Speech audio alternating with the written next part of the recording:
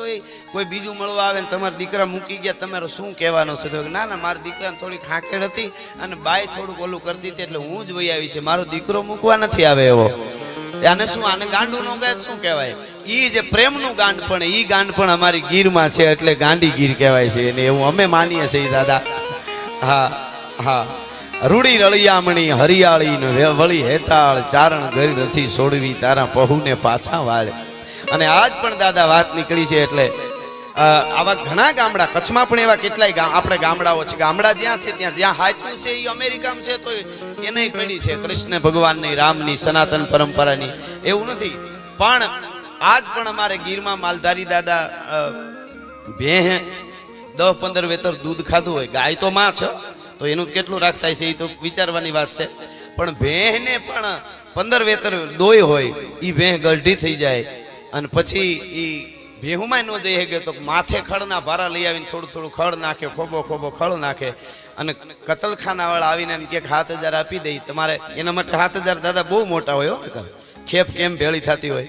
પણ એ આવીને એમ કે 7,000 દઈ દઈ તમારે હાચવી નહીં ને આ ક્યાં આવે કાંઈ દૂધ દેવાની. તો અમારા માલધારી આજ 21મી સદીમાં ગીરમાં એમ કે અરે 15 વેતર દૂધ ખાધું એ અમારી માં કહેવાય, હવે 2 વર્ષ જીવશે ને ખોબો ખોબો ખાળ નાખશું. આવા આવા ગાંડ પણ છે, ગાંડાની વણજાર જે કહેવાય બાપા એ.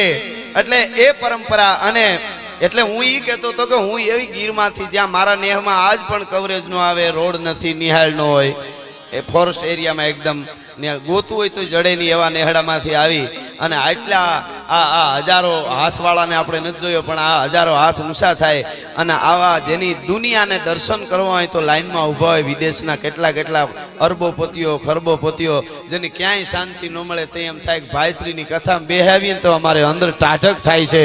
એ આપણી હામાં બેહીને સાંભળતા હોય, આનાથી મોટા ભાગ ક્યાં હોય બાપ, બીજા શું હોય? એટલે અમે આ ભાગશાળી કાંઈ કહીશું કે અમે બધા અહીંથી બોલીએ છીએ દાદા. અમને અમારો લોક સાહિત્યનો એક બહુ સરસ દુહો છે, દરિયાને કાંઠે બાઈ માથે હેલ લઈને જાતી હતી, હેલ ઝલકાતી જાય ને બાઈ એના આનંદમાં ગીત ગાતી જાય. વળી દરિયા સામું જોયું ને તો દરિયાને કે જો મારી પાસે પાણી છે, હાલી જાય. વળી દરિયામાં વીડાવે કે જો દરિયા મારી પાસે પાણી છે. અને બહુ ત્યારે કવિ સામો હાલ્યો હતો તો એને કીધું શું કેસ બાઈ? એ કે દરિયાને કહું છું મારી પાસે આખી હેલ ભરી છે. કવિએ કીધું આમાં લઈને હેલ અમે દરિયાને કહું દેખાડી, આ રાણો રેલે રેલ તો બાધો ખંડ બોળી દે. ઓલામાં એક ઢાળો આવે તો આખા ખંડને ખંડ બોળી દે એવી તાકાત છે. પણ દરિયો એમ ન કે મારી પાસે પાણી છે, એ તો હેલું હોય ઝલકાઈને કે આમાં લઈને હેલ. એમ અમે જે માં સરસ્વતી આપ્યું છે એ લઈને નીકળ્યા છે.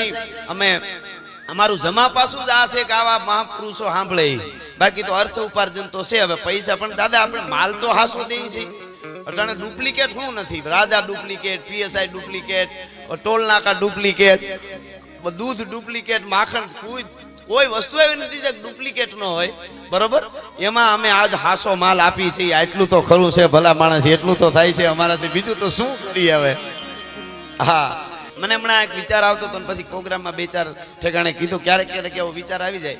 કીર્તિદાનભાઈ મને અમદાવાદ એક પ્રોગ્રામમાં કીધેલું, મેં એક આવી કંઈક વાત કરી નાખી, આ કુદરતી આવે ને એટલે કીર્તિદાનભાઈ મને મારો રાઉન્ડ પૂરો થયો મને કે, એમને તો યાદ હશે કે મને કે આજે તું બોલ્યો ને અત્યારે તે 1-2 વાત કરી એ તું બોલ્યો જ નથી કે સીધી ઉપરથી આવી છે. આ વાત તારી ઉંમરનો કરી જ ન હોય, વિચારી જ ન હોય કે આ બેઠા છે એટલે એમણે મને કીધેલું અમદાવાદ.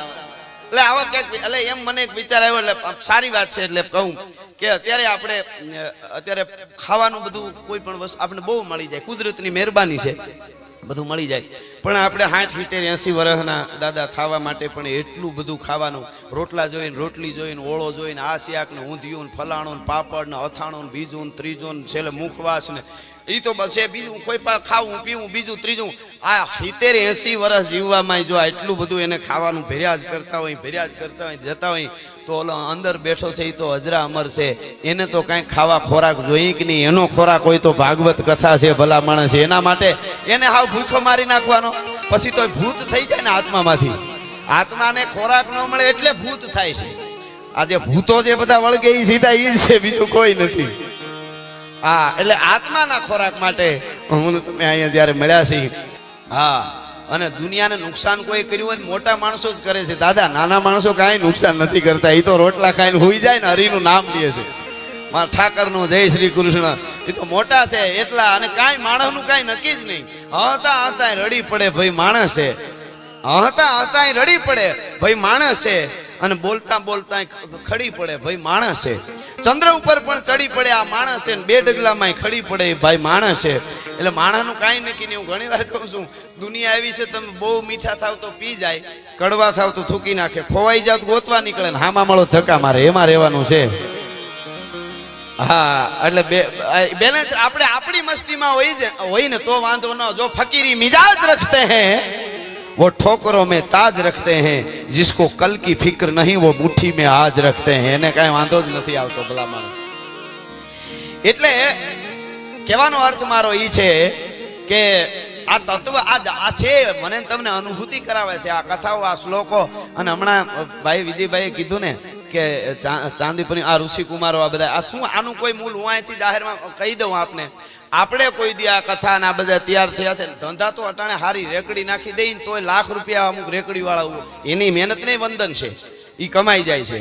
પણ ભારતીય પરંપરા, વૈદિક પરંપરા, એ મંત્રોચ્ચાર ગંગાનો ધોધ વહતો હોય, એ મંત્રોચ્ચાર થતા હોય, એ પરંપરાને જાળવી છે ને, એને તમે કદાચ આમ ફૂલની પાંખડી ઉપર આ બધાને આપણે બે દાદાની તો વાત પછી અહીંયાથી પૂગું આપણું ગજું નહીં, પણ આ બધા બેઠા છે ને ભૂદેવો, આ બધા એને ફૂલની પાંખડીઓ માથે રાખો તો ભારત ઋણ નો ચૂકવી શકે. એ જાહેરમાં કહું છું, ભલા માણસ બહુ અનમોલ આપ્યું છે આપણને. જેને જીવવું છે એના માટે જ છે બધું, બાકી કાંઈ નથી. કથામાં શું કામ આવવું જોઈએ, સારું શું કામ સાંભળવું જોઈએ, તો કે કેમ આવાય, કેમ જાવાય, કેમ બેહાય, કેમ ઊભું થવાય, કેમ જોવાય, કેમ જોરાવાય, કેમ અહાય, કેમ અહાવાય, કેમ રડાય, કેમ રોવારાય, કેમ લડાય, કેમ લડાવાય, કેમ ખાવાય, કેમ હુવાય, કેમ જાગાય, કેમ બેહાય, કેમ જીવાય અને કેમ મરાય. ઈ શીખવું હોય તો કથામાં આવું, સાહિત્યમાં આવું. બાકી ઉલાળા મારવા માટે હોય તો કાંઈ છે જ નહીં. આપણે કોઈ દી હું સાંભળ્યું પાડો ધણેરમાં સરી આવ્યો ને ભે હાટું ભારી લઈ આવ્યો, એ સરતો આવે, કોકની ભીતું પસાડતો આવે. ઘણા માણસ એવા હોય, ઘણા માણસ દાદા એવા હોય ખાંડના ડબલા જેવા હોય. ખાંડનું ડબલું આપણે ગામડામાં હોય ને ખબર, ખાંડનું ડબલું મીઠું મીઠું દેખાય આપણે, અંદર ખાંડ પીડી, પણ અંદર બાકસ પીડી હોય. એ બેનું ગામડામાં હોય એમને ખબર હોય, ખાંડના ડબલામાં બાકસ હોય, લાગે મીઠા મીઠા ને અંદર ભડકો હાસવીને બેઠા હોય, કાંઈ નક્કી જ નહીં આમ. હા, અને ઘણા માણસ બાવળ જેવા હોય, પોતામાં તો કેરીઓ આવે જ નહીં, સફરજન આવે જ નહીં, જામફળ આવે નહીં, પણ આંબા હોય ને આડા વાડ થઈને પીડ્યા હોય. આય નો ઘરતા નકર કાંટા ઘરાવી દે. હું તમે વિચાર તો કરો, એની ક્યાં વાત છે. એટલે આ જે સ્થાન લઈને આવ્યો છું, એ સ્થાનની ઇજ્જત રાખી છે, અને માનવતા પૂર્વક જીવી અને ઇન્સાનની ઇજ્જત રાખી છે. બસ એની વાત છે. આપણે જે સમયે જે મળ્યો, ટાણું જે મળ્યું, એ ટાણું મેં ગીત લખ્યું છે, એની મુખડું છે કે જેણે જેણે હાચવા ટાણા એના ઇતિહાસ લખાણા. ટાણે આવીને ઉભા રહ્યા એટલે દ્વારકા વાળો કોઈ દી ટાણા જવા જ દેતો નથી, બંધાયેલો છે. તું ટાણું હાચવી લે એટલે હું તારી હારે ઊભો જ છું. માતાઓ બહેનો અહીં બેઠા છે, એમને ખબર હોય, બેન હાહરિયામાં હોય, ગરીબ બેન હોય, હાહરિયામાં બેન હોય, ભાઈ રૂપિયા વાળો હાહરું હોય, ભાઈ ગરીબ હોય, અને બેન ને બહુ સારું હોય, બહુ રૂપિયા વાળી હોય બેન ને. પછી બેન ના ભાણિયા ની ભાણિયા મોટા થાય ને પછી ઈ ભાણિયાના લગ્ન આવે, બેન કંકોત્રી મોકલે ભાઈ ને, ભાઈ હાવ ગરીબ હોય, બેન બહુ રૂપિયા વાળી હોય હાહરામાં, અને મોકલે ને ભાઈ ની રાહ જોતી હોય. એટલે ભાઈ બેન નું હાહરું બહુ રૂપિયા વાળું હોય તો હારું લગાડવા હાટું ઘણા હારા હારા લાખો રૂપિયાના મામેરા લઈને જતા હોય, પણ બેન એમ જોતી હોય કે મારો ભાઈ ક્યારે આવશે. સાંભળજો, ટાણાની વાત આવી એટલે. અને એમાં ભાઈ અભેરાયથી કાંધીએથી જૂનો ત્રાહડો ઉતારી કહારાન્યા ઓલો વરસાદ ધરતી માથે થાય એટલે બધાય લીલા થઈ જાય દાદા, બધાય લીલા. ઝીણામાં ઝીણી ધ્રોકડીથી લઈને વડલા સુધી બધાય નવા પાન આવે, એકને નો આવે. કોને? કેળડાને. ગમે એટલો ભલે ને વરહે એને નવું પાન આવે જ નહીં. એમાં અમુક જરડા જેવા કોઈ દી કોળાય જ નહીં. એનું કામ કરે, તમે તમારું કામ કરો. ઈ તો રહેવાનું જ છે. આખો જાય અવતાર આવમાં ઈતળિયું તણો પણ ધોળા દૂધની ધાર કદી ઈચ્છે નહીં કાગડા.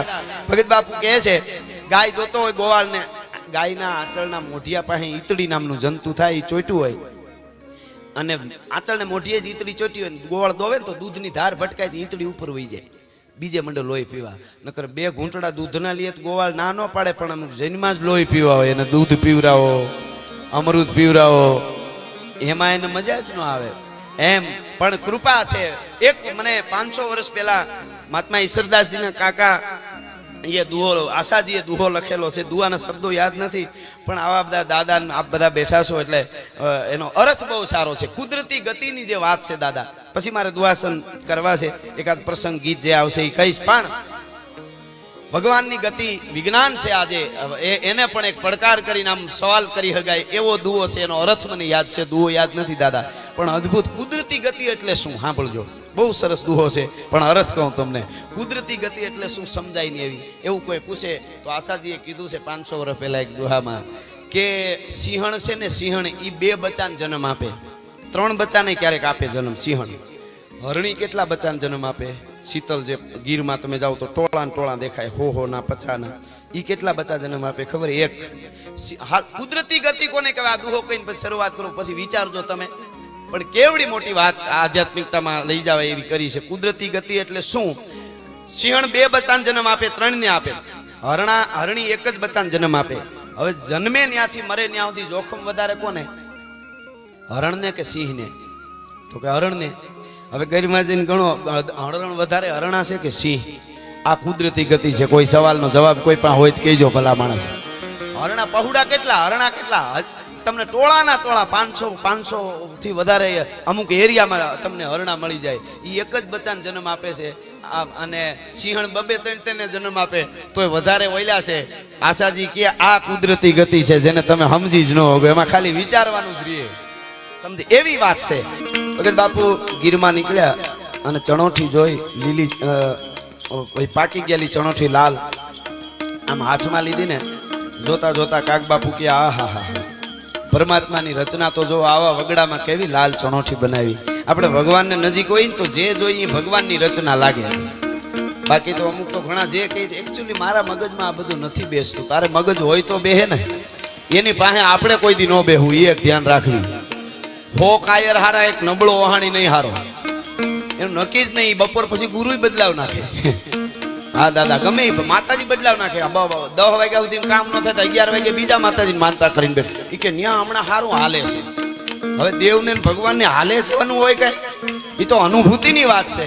કૃષ્ણ મળી જાય કોઈને, કૃષ્ણની કાલે કોઈને અનુભૂતિ થાય ને, તો એ પછી બોલી જ ન હકે ભલા માણસ. એ કઈ એનું વર્ણન થોડું થાય કે મને મળ્યો ને આવી વાત થઈ. એ તો અનુભૂતિની વાત છે ભલા માણસ. એકવાર આવી જાય. શરીરે ધર્યા લાલ પીતમ ચુ વાગા, પતરંગ ટેઠી ધરી શીશ પાગા, વળ્યા બોડે માથે ખુલ્લા કેસ વાકા, જોતા નારીયું વારણા લીધ ઝાકા, કેડે કટારા ભેટ લીધી કસીને, સોળે કળાથી તેજ જેવું શશીને, ભુજા ચિત્રમ જોર ગાજાન ભારી, નમો શંખ ચક્ર ગદા પદ્મધારી. એકવાર મળી જાય એટલે મૌન થઈ જવાય ભલા માણસ. એટલે મળ્યા એનું વર્ણન ન થઈ શકે, એની કથા થઈ શકે. પણ આ મને મળ્યા હતા ત્યારે આવા હતા. આપણે દાદાને પૂછી તો શું આપણે પૂછી શકીએ કે ભાઈ શું કહેવા? કોઈ પણ એ મળ્યા જ હોય, અને મળ્યા હોય તો જ લાખો લોકોના આત્માની અંદર ઠંડક થાય 2 શબ્દો સાંભળીને. પણ એની અનુભૂતિ થઈ હોય, એની અનુભૂતિ જ હોય, બીજું કાંઈ વર્ણન. એટલે ભગત બાપુ કહે છે કે ચણોઠી જોઈ ભગત બાપુએ તો એને વિચાર આવ્યો, આવી રૂપાળી ચણોઠી કેવી ભગવાને બનાવી. જોતા જોતા જોતા આમ જોયું તો મોઢું કાળું. ચણોઠી રૂપાળી હોય, મોઢું કાળું. કાક બાપુને વિચાર આવ્યો કે આવી રૂપાળી ચણોઠી મોઢું કેમ કાળું? ભગવાન કોઈ દી ભૂલ ન કરે, કંઈક કારણ હોય. ચણોઠી પાણા ઉપર રાખી, બીજો પાણો મારી, એને ભાંગીને અંદરનું ગરીબ ખાધું ને તો કડવી ઝેર. અને ભગત બાપુએ દુઓ કીધો યુવાનોને જીવનમાં ઉતારવા જેવો છે. શું કીધું કાક બાપુએ?